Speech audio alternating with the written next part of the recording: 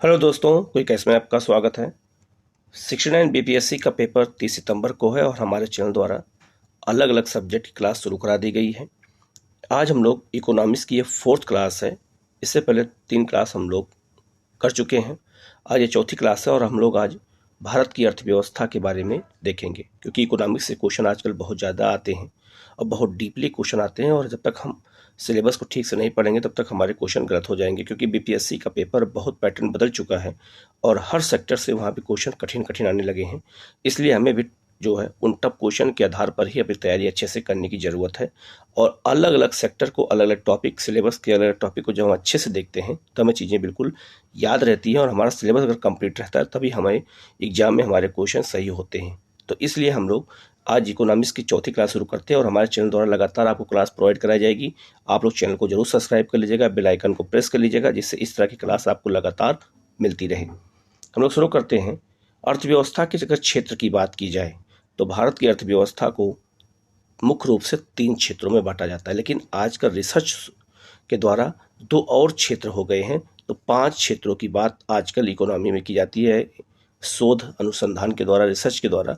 और तरह तरह की जो नए अर्थशास्त्री आ रहे हैं उन्होंने अर्थव्यवस्था के 3 मुख्य क्षेत्र बताए हैं और 2 अलग क्षेत्र बताए हैं। तो उनकी भी चर्चा करूंगा कि वो 2 नए क्षेत्र कहाँ से आ रहे हैं, कैसे उनकी चर्चा की जा रही है और उनका अर्थव्यवस्था में क्या योगदान है, उसकी भी हम बात यहाँ पर करेंगे। सबसे पहले अगर हम बात करें तो अर्थव्यवस्था के 3 क्षेत्र हैं, और अर्थव्यवस्था के वो 3 क्षेत्र कौन कौन से हैं? तो कृषि क्षेत्र है, इसके बाद उद्योग क्षेत्र है, और तीसरा है सेवा क्षेत्र। ये तीनों क्षेत्र मिल करके ही भारतीय अर्थव्यवस्था की रीढ़ माने जाते हैं। और जब हमारा देश आज़ाद हुआ था तब कृषि क्षेत्र का योगदान सबसे ज़्यादा था भारतीय अर्थव्यवस्था में, लेकिन आज सबसे बड़ा योगदान हो गया है सेवा क्षेत्र का, लगभग 60%। इसका मतलब है कि सेवा क्षेत्र का जो योगदान लगातार बढ़ रहा है और कृषि क्षेत्र का लगातार योगदान घट रहा है। तो यहाँ से मेंस में क्वेश्चन पूछे जाते हैं कि कृषि का योगदान घट क्यों रहा है, क्या कारण है, और सेवा क्षेत्र का योगदान बढ़ रहा है, उसके पीछे भी क्या कारण है। इसके अलावा उद्योग क्षेत्र का भी जो है, जो दायरा है वो भी कम हुआ है, बढ़ा नहीं है, कम हुआ है। तो ये दोनों सेक्टर तो पीछे गए हैं, लेकिन ये सेक्टर जो है आगे की ओर गया है, सेवा क्षेत्र। तो क्यों गया है और सेवा क्षेत्र किसे कहते हैं, कृषि क्षेत्र में कौन कौन सी चीज़ें आती हैं और उद्योग क्षेत्र में कौन कौन चीज़ें आती हैं, हमें इन सब के बारे में बहुत डिटेल में देखने की ज़रूरत है। यहाँ से क्वेश्चन देखने में तो बहुत आसान लगता है, लेकिन जब क्वेश्चन आते हैं ना तो गलत होने का चांस भी ज़्यादा रहता है। इसलिए हमें इन क्षेत्रों को अच्छे से देखने की ज़रूरत है। सबसे पहले अगर हम बात करें प्राथमिक क्षेत्र, द्वितीय क्षेत्र और तृतीय क्षेत्र की, तो तीनों क्षेत्रों को अलग अलग देखते हैं हम लोग। तो प्राथमिक जो क्षेत्र होता है, प्राथमिक क्षेत्र में हम लोग प्राकृतिक संसाधनों को उत्पादन के रूप में प्राप्त किया जाता है। प्राथमिक क्षेत्र के अंतर्गत जो है कृषि और कृषि से जुड़े हुए चीज़ों को ही इसमें रखा जाता है, और वो कौन कौन सी चीज़ें हैं हमें उसी को देखना है यहाँ पर। तो प्राकृतिक संसाधनों के अंतर्गत जो प्राथमिक क्षेत्र होता है उसको हम लोग कहते हैं रॉ मटेरियल क्षेत्र, कच्चा माल का उत्पादक क्षेत्र भी कह सकते हैं इसको। इसमें कृषि और कृषि से जुड़े हुए बहुत सारे क्षेत्र ऐसे होते हैं जिसे हम प्राथमिक क्षेत्र कहते हैं, और इसे अर्थव्यवस्था की रीढ़ कहा जाता है। भारत की अर्थव्यवस्था इसी पर डिपेंड थी। जब हमारा देश आज़ाद हुआ था, तो उस समय जब हमारा देश आज़ाद हुआ था तो 52% लोग जो है, और 52% की मतलब कि परसेंट जो अर्थव्यवस्था का क्षेत्र था वो प्राथमिक क्षेत्र का था भारत की अर्थव्यवस्था में, और 70% लोग भारत की अर्थव्यवस्था में कृषि क्षेत्र से जुड़े हुए थे। लेकिन इसका दोनों का दायरा धीरे धीरे कम होता चला गया है। तो याद रखिएगा जो कृषि क्षेत्र है उसके अंतर्गत क्या क्या चीज़ें शामिल होती हैं। तो कृषि शामिल होती है, उसमें मत्स्यन, मछली उत्पादन शामिल किया जाता है, उत्खनन, क्षैतिज, जब क्षैतिज जैसे मान लीजिए ज़मीन है और यहाँ कोयला बहुत ज़्यादा कोयला है, मान लीजिए कोयले की खान है, तो उत्खनन का मतलब होता है क्षैतिज। जब इस तरह का उत्खनन होता है तो क्षैतिज होता है, और जब खनन किया जाता है ऊर्ध्वाधर तो इसे कहते हैं खनन। तो खनन जो होता है ये लंबवत होता है, और जो उत्खनन होता है वो क्षैतिज होता है। तो ये उत्खनन और खनन 2 अलग अलग चीज़ें हैं, ये भी हमारे अर्थव्यवस्था में शामिल है, और जब ये सब क्वेश्चन आते हैं तो एग्जाम में गलत होने का चांस ज़्यादा होता है। इसके अलावा वानिकी, जो हमारे यहाँ वन संसाधन है, ये भी हमारे प्राथमिक क्षेत्र के अंतर्गत ही शामिल किए जाते हैं। इसके अलावा पशुपालन भी हमारे यहाँ प्राथमिक क्षेत्र के अंतर्गत ही आता है। तो प्राथमिक क्षेत्र के अंतर्गत ये प्रमुख 6 क्षेत्र शामिल हैं। इन्हें हमें अच्छे से याद करने की जरूरत है, अगर यहाँ से क्वेश्चन आए तो गलत ना होने पाए। आगे बढ़ते हैं हम लोग। द्वितीय क्षेत्र की बात करें तो द्वितीय क्षेत्र में हम लोग उसको रखते हैं जो प्राथमिक क्षेत्र के, या जो प्राथमिक क्षेत्र होता है वहाँ के कच्चे माल को ला करके जो है और उससे जो है मॉडिफाई करके और जो है नई वस्तुओं का निर्माण करना, उसे हम द्वितीयक क्षेत्र कहते हैं। इसे हम औद्योगिक क्षेत्र भी कहते हैं। और प्राथमिक क्षेत्र से अगर कोई चीज ला करके उसका निर्माण किया जाए तो उसे द्वितीयक क्षेत्र में कहते हैं। जैसे गन्ना, गन्ना को अगर प्राथमिक क्षेत्र से ला करके और उद्योग में चीनी बनाया जाए तो वही द्वितीय क्षेत्र हो गया। तो प्राथमिक क्षेत्र के अंतर्गत में क्या क्या चीजें मैंने बता दिया। अब द्वितीय क्षेत्र की अगर हम बात करें तो निर्माण, जहां किसी अस्थायी परिसंपत्ति का निर्माण होता है, जैसे भवन। अगर एग्जाम में आपसे पूछा जाए कि भवन निर्माण किस सेक्टर में शामिल होता है, तो याद रखिएगा वो द्वितीय सेक्टर में शामिल होता है, जहां पे किसी चीज का अस्थायी निर्माण किया जाता है। विनिर्माण, जहां किसी वस्तु का उत्पादन हो, जैसे कपड़ा, रोटी, रोटी, दूध, मक्खन, ये सब होता है, तो उसे विनिर्माण कहते हैं। इस्पात, ये सबको विनिर्माण के अंतर्गत शामिल किया जाता है। विद्युत, गैस और जलापूर्ति इत्यादि से संबंधित कार्य जो किए जाते हैं, ये सब द्वितीय सेक्टर के अंतर्गत शामिल होते हैं। ठीक है, इसके बाद करेंगे हम लोग तृतीय क्षेत्र की। तो सेवा क्षेत्र, तृतीय क्षेत्र को सेवा क्षेत्र कहते हैं और इसमें सर्विस दी जाती है और जो प्राथमिक और द्वितीय क्षेत्र से अलग हटके होता है। और आजकल जब से देश आज़ाद हुआ है, इसका परसेंटेज सबसे ज़्यादा है। तो भारत की अर्थव्यवस्था में तीसरे क्षेत्र का ही योगदान सबसे ज़्यादा है। और कौन कौन से सेक्टर हैं, तो पहला है उसमें परिवहन और संचार। तो रेल, मेट्रो, ठीक है, जितने भी संचार के साधन हैं, संचार के और जितने भी जो है परिवहन के साधन हैं, सबको मिला करके हमारे यहाँ इसको हम सेवा कहते हैं। ये सेवा, ये सर्विस देने का काम करता है, उसके बदले चार्ज लेता है, पैसा लेता है। दूसरा है भंडारण। भंडारण मतलब हो गया जो कोल्ड स्टोर होता है, वो भी हमें सेवा देता है, इसलिए कोल्ड स्टोर भी कहाँ जाएगा, तो सेवा सेक्टर में ही जाएगा, याद रखिएगा। सामुदायिक सेवाएं, जो सामुदायिक सेवाएं होती हैं, जैसे डॉक्टर हो गए, वकील हो गए, इसके अलावा जैसे हॉस्पिटल में नर्स हो गई, ये जितने लोग भी सेवाएं देते हैं, इस सबको हम सामुदायिक सेवा के अंतर्गत जानते हैं। इसके अलावा बीमा, बीमा भी जो है एक तरह की सेवा होती है और इसको भी जो है हमारे सेवा सेक्टर का बहुत बड़ा अंग माना जाता है। इसके अलावा व्यापार है, बैंकिंग है, ये सब सेवा देते हैं, हमें सर्विस देते हैं और उसका चार्ज लेते हैं, इसलिए हम इन्हें जो है तृतीय क्षेत्र में शामिल करते हैं। तो कौन कौन सेक्टर किस में शामिल होते हैं और उनका भारतीय अर्थव्यवस्था में क्या योगदान है, ये हमें जानना, ये बेसिक इकोनॉमिक्स है, इसलिए इसको जानना बहुत ही जरूरी है।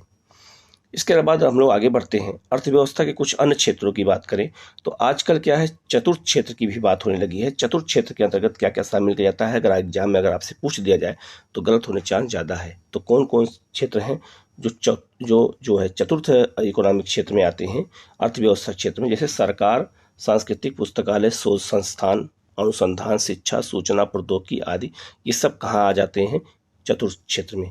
क्योंकि अगर ये शोध मान लो किसी क्षेत्र में शोध हो रहा है तो वो कहीं न कहीं अर्थव्यवस्था को बढ़ाने के लिए होगा। जैसे मान लिया कृषि क्षेत्र में शोध हो रहा है तो प्राथमिक क्षेत्र को बढ़ाने के लिए जो शोध किया जाएगा तो एक तरह का वो भी काम हुआ ना।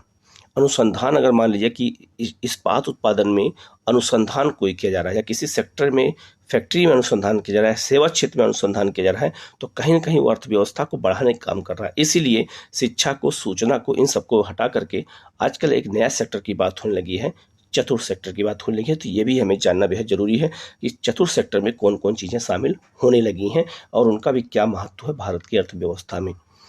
इसके बाद हम करते हैं पंचम क्षेत्र की बात कर लेते हैं। तो समाज या अर्थव्यवस्था में उच्च स्तरीय निर्णय लेने वाली संस्थाएं, जैसे सरकार, प्रशासन, विश्वविद्यालय, मीडिया, विज्ञान, गैर लाभकारी संस्थान आदि को हम अर्थव्यवस्था का पांचवा सेक्टर मानते हैं। ये अगर एग्जाम में क्वेश्चन आ जाए तो गलत होने का चांस बहुत ज़्यादा होगा, तो इसलिए हमें पुरानी किताबों से थोड़ा सा हट के अब नए ट्रेडिशन की ओर बढ़ना होगा। और हमें याद रखना है अर्थव्यवस्था के हमारे 5 क्षेत्र होते हैं, तो हम पांचों क्षेत्रों को बहुत अच्छे से जानने की जरूरत है। तो प्राथमिक क्षेत्र में क्या है, द्वितीय क्षेत्र में क्या है, तृतीय क्षेत्र में क्या है, चतुर्थ क्षेत्र में क्या है और पांचवें सेक्टर में क्या है, मैंने सारे बारे में बता दिया है। इसको बहुत अच्छे से देखने की जरूरत है, अगर यहाँ से क्वेश्चन आए तो गलत होने का चांस ना रहे। अब हम वैश्विक संबंधों के आधार पर अगर हम अर्थव्यवस्था का वर्गीकरण करें तो एक क्वेश्चन ये बार बार पूछा जाता है कि बंद अर्थव्यवस्था किसे कहते हैं। ये यूपीएससी में क्वेश्चन आया हुआ था, बीपीएससी में या फिर यूपीपीसीएस में आया, ये क्वेश्चन कई बार आ चुका है और यूपीएससी में एक बार पूछा जा चुका है कि बंद अर्थव्यवस्था किसे कहते हैं, क्लोज्ड इकोनॉमी किसे कहा जाता है। याद रखिएगा बहुत सिंपल है, जिस देश में आयात और निर्यात अर्थात आंतरिक और बाह्य व्यापार नहीं होता है उस देश की अर्थव्यवस्था को बंद अर्थव्यवस्था कहा जाता है। इसका सबसे अच्छा उदाहरण है उत्तर कोरिया है। ठीक है। जहां आयात और निर्यात की गतिविधियां बिल्कुल शून्य होती हैं उसे हम बंद अर्थव्यवस्था कहते हैं। ये बहुत सिंपल एक क्वेश्चन है, ये आपसे एग्जाम में पूछा जा सकता है आगे भी।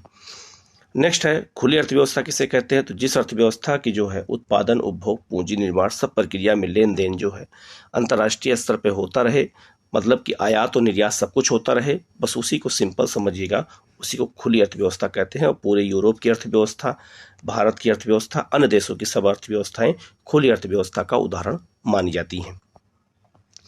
आगे बढ़ते हैं हम लोग, और अब हम लोग कुछ वस्तुओं को जानेंगे, लेकिन उससे पहले एक और शब्द आता है, गिग अर्थव्यवस्था किसे कहते हैं? ये शब्द भी एग्जाम में पूछा जा चुका है कि गिग अर्थव्यवस्था किसे कहा जाता है। तो बहुत सिंपल समझिएगा कि गिग शब्द का सामान्य अर्थ है एक निश्चित समयावधि के लिए रोजगार। जब किसी को एक निश्चित समयावधि के लिए रोजगार दिया जाए अर्थव्यवस्था में काम करने के लिए, इसके बाद उसको हटा दिया जाए, तो बहुत सिंपल है, उसी को गिग अर्थव्यवस्था के नाम से जाना जाता है। और ये मंदी के समय ये अर्थव्यवस्था मुख्य रूप से आई थी। ये मुक्त बाजार प्रणाली होती है जिसके अंतर्गत एक निश्चित समयावधि के लिए स्वतंत्र रूप से कार्य करने वाले फ्री लाइसेंस के साथ परियोजना आधारित अनुबंध करते हैं। अनुबंध मतलब हो गया कॉन्ट्रैक्ट करते हैं और नौकरी करते हैं, और इसके बाद वो बेरोजगार हो जाते हैं या उनको रोजगार खत्म हो जाता है उस काम से, तो उसको याद रखिएगा, वो सिंपल कहते हैं गिग अर्थव्यवस्था कहा जाता है। ये क्वेश्चन नया टर्मोलॉजी है, आपसे एग्जाम में ये पूछा जा सकता है। अब हम लोग जो है अर्थव्यवस्था के कुछ वस्तुओं को जान लेते हैं। अगर एग्जाम में आपसे पूछा जाए कि सफ़ेद वस्तुएं किसे कहते हैं, व्हाइट वस्तु किसे कहते हैं, तो जो भारत के उच्च वर्ग या दुनिया के उच्च वर्ग के लोगों द्वारा जो चीज़ें घरेलू कार्यों में उपयोग की जाती हैं उन्हें हम व्हाइट गुड्स के नाम से जानते हैं। जैसे रेफ्रिजरेटर, वॉशिंग मशीन, कुकिंग के सामान, या फिर फ्रिज, एसी, इन सबको जो है जो लग्जरी की चीज़ें होती हैं उनको हम व्हाइट वस्तुएं कहते हैं, सफ़ेद वस्तुएं कहते हैं। ये एक ऐसा शब्द है जो बहुत बार बार लोग सुनते हैं, लेकिन एग्जाम अगर आए तो गलत होने का चांस ज़्यादा होता है। पूछा जाता है एग्जाम में सफ़ेद वस्तुएं किसे कहते हैं, नारंगी वस्तुएं किसे कहते हैं, लाल वस्तुएं किसे कहते हैं, तो ऐसे वस्तुओं को भी हमें जानना जरूरी है। ये बहुत बेसिक चीज़ें हैं, ये हमारे धर्म में हमें जानना बहुत ही ज़रूरी है। इसके बाद है नारंगी वस्तुएं किसे कहते हैं? तो नारंगी वस्तुएं उसे कहा जाता है ऐसी वस्तुएं जिनको कुछ निश्चित समय मौसम वर्ष के बाद बदल दिया जाए, उसे हम ऑरेंज गुड्स या नारंगी वस्तुएं कहते हैं। जैसे कपड़ा एक निश्चित मौसम या समय के बाद हम बदल देते हैं, ठंडी के बाद गर्मी, गर्मी के बाद बरसात, अलग अलग कपड़ा पहनते हैं, तो उन्हें हम नारंगी वस्तु कहते हैं। ये भी एग्जाम में आपसे पूछा जा सकता है। लाल वस्तु किसे कहते हैं? तो लाल वस्तु से कहा जाता है ऐसी वस्तुएं जो तीव्र दर से परिवर्तित होती हैं और जो निम्न लाभांश सीमा प्रदान करती है, उन्हें हम लाल वस्तु कहते हैं। जैसे खाद्यान्न वस्तुएं जो तीव्र गति से परिवर्तित, मतलब बहुत जल्दी खराब होने वाली जो वस्तुएं होती हैं उन्हें हम खाद्य वस्तुएं कहते हैं। तो जो फूड होता है, देखिएगा आप, बहुत जल्दी खराब हो जाते हैं, तो उनको हम रेड गुड्स के नाम से जानते हैं। ये भी आपसे एग्जाम में पूछा जा सकता है। नेक्स्ट है पीली वस्तुएं किसे कहते हैं? तो पीली वस्तुएं वो होती हैं जो ऐसे उत्पाद जिन पर अधिक लाभांश सीमा होता है और लंबे समय के बाद बदले जाते हैं। ये लाल वस्तु का ठीक उल्टा है। तो याद रखिएगा, जो वस्तुएं बहुत लंबे समय के बाद बदले जाएं उन्हें हम पीली वस्तुएं कहते हैं। जैसे आपका घर में वो हो गया, फर्नीचर हो गया, या फिर जो बिस्तर हो गए, इन सबको हम पीली वस्तुएं कहते हैं जो लंबे समय के बाद बदला जाए। भूरी वस्तुएं किसे कहते हैं? तो भूरी वस्तुएं वो वस्तुएं होती हैं जो है जैसे रेडियो, ठीक है, टेलीविजन, ठीक है, आदि को ब्राउन वस्तुएं कहा जाता है। जो दृश्य वस्तुएं होती हैं, ऑडियो विजुअल जो चीज़ें होती हैं, इन्हें हम भूरी वस्तुएं, ब्राउन वस्तुओं के नाम से जानते हैं। रेडियो, टेलीविजन इनका सबसे अच्छा उदाहरण माना जाता है। तो ऐसे क्वेश्चन हमें जानना बहुत जरूरी है। इसके बाद है गिफिन वस्तुएं किसे कहते हैं? ऐसी वस्तुएं जिनकी कीमत बढ़ने पर उनकी मांग में वृद्धि होती है। जब किसी वस्तु की कीमत बढ़ती है तो उसकी मांग में वृद्धि होती है, तो ऐसी वस्तुओं को, बहुत सिंपल है, ऐसी वस्तुओं को गिफिन वस्तुओं के नाम से जाना जाता है। इसमें बस वही चीज़ें हैं जो मेन चीज़ें वो मैंने आपको बता दिया, तथा कीमत कम होने पर मांग में कमी हो जाती है। जैसे मान लीजिए कि कोई वस्तु ऐसी है जिसकी कीमत बढ़ने पर उसकी मांग बढ़ जाए, ठीक है। जैसे मान लीजिए मोबाइल है, तो आजकल क्या है, मोबाइल के दाम भी बढ़ रहे हैं लेकिन उसकी मांग भी साथ साथ बढ़ती जा रही है। तो अगर साथ में अगर मोबाइल की कीमत घट जाए तो उसकी मांग भी घट जाए, तो ऐसी वस्तु क्या कहेंगे हम? गिफिन वस्तुएं कहते हैं, याद रखिएगा। इसके बाद जो नेक्स्ट वस्तु है उसे क्या कहते हैं? वो कौन सी है? Inferior goods. इंफीरियर गुड्स किसे कहते हैं? तो याद रखिएगा, ऐसी वस्तु जिनकी मांग और उपभोक्ता की आय में प्रतिकूल अंतर होता है, ठीक है, तो उसे हम क्या कहते हैं? इंफीरियर गुड्स कहते हैं। ये भी आपको याद रखना है। तो इस तरह ये इंपॉर्टेंट नहीं है, लेकिन इसको थोड़ा सा बहुत आपको याद रखने की जरूरत है, ठीक है। नेक्स्ट है अस्थापन वस्तुएं किसे कहते हैं। तो अस्थापन वस्तुएं वो वस्तुएं हैं जो एक दूसरे के बदले में प्रयोग की जाती हैं, जैसे चाय, कॉफ़ी, चीनी, गुड़ आदि जो होते हैं, ये नकारात्मक और सकारात्मक दोनों प्रभाव डालते हैं। और चाय, कॉफ़ी, चीनी, गुड़ आदि को जो है ये एक दूसरे के विपरीत काम करते हैं या बदले जा सकते हैं, ठीक है। तो उनको हम अस्थापन वस्तुओं के नाम से जानते हैं। इसके बाद है पूरक वस्तुएं किसे कहते हैं। तो पूरक वस्तुएं उन्हें कहा जाता है जैसे पेन, स्याही, कार, पेट्रोल, मक्खन, डबल रोटी, इन सबको हम पूरक वस्तुएं कहते हैं। तो ये कुछ वस्तुएं हैं जिनके बारे में हमें बेहद जानकारी बहुत ज़रूरी है, क्योंकि एग्जाम में ऐसे क्वेश्चन भी आपसे पूछे जा सकते हैं और ऐसे बेसिक चीज़ों के हमें जानकारी होनी भी चाहिए। तो हमारे चैनल द्वारा लगातार आपको क्लास प्रोवाइड कराई जा रही है। आप चैनल को जरूर सब्सक्राइब कर लीजिएगा, बेल आइकन को प्रेस कर लीजिएगा, जिससे इस तरह की क्लास आपको लगातार मिलती रहे। और हमारे चैनल द्वारा तैयारी शुरू कर दी गई है, तो चैनल को जरूर सब्सक्राइब कर लीजिएगा। और हमारे टेलीग्राम चैनल को अगर ज्वाइन करना चाहते हैं तो टेलीग्राम का लिंक वीडियो के कमेंट में शेयर कर दूंगा, आप वहाँ से लेकर के ज्वाइन कर सकते हैं, ठीक है। और डेली वहाँ टेस्ट होता है, तो आप डेली टेस्ट भी दे सकते हैं। Okay, thank you.